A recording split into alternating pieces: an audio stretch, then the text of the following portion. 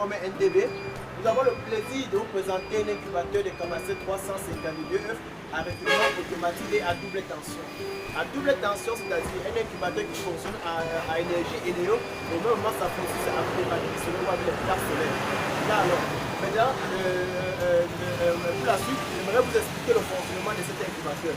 Nous avons là généralement son thermostat, qui est un thermostat SM0K2 qui gère directement le retournement automatique.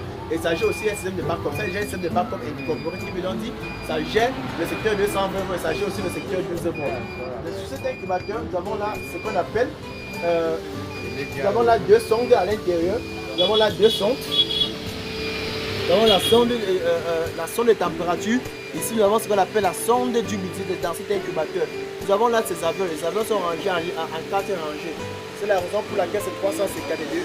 Là, maintenant, nous avons aussi la possibilité de déclencher le retournement aussi de façon manuelle. Lorsque on déclenche, vous voyez le voyant tourne et ça s'allume. Là, ça commence à effectuer son retournement automatique. Vous pouvez le constater. Le retournement, elle est purement automatique.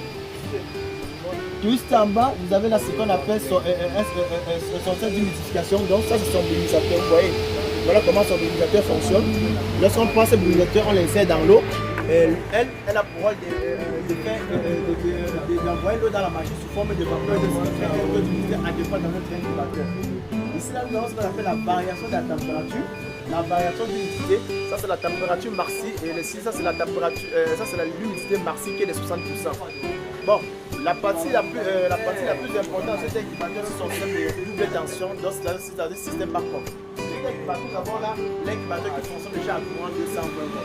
Et lorsqu'elle fonctionne à courant 220 volts, là vous avez dit, nous avons la possibilité de brancher le secteur 220 volts directement. Ça quitte de 220 volts, ça passe plus sur le 12 volts. Et là, maintenant la machine serait plutôt alimentée par des batteries. Là, nous allons vous montrer l'exemple. Lorsqu'on nous débranchons le secteur 220 volts, que voici. Directement le voyant qui directement de 220 volts à 12 volts. Vous voyez là, c'est le voyant 12 volts qui est allumé. Parce que maintenant la machine elle est plutôt maintenant alimentée par des batteries. Maintenant, si nous remettons le secteur 220 volts, vous allez voir que ça quitte de 12 volts, ça rebascule encore sur le 220 volts. Voilà. Voilà, c'est bon. Et qui d'accord sur 12 volts, elle retombe sur 220 volts. Ce qui vous dit présentement, cet incubateur est alimenté par la batterie. Donc, là, vous voulez dire, en cas de coupure d'électricité, vous n'avez pas besoin de courir pour brancher votre batterie ou votre secteur 220 volts, votre secteur 12 volts. Mais, directement, en cas de coupure, le thermostat se charge seul de basculer la division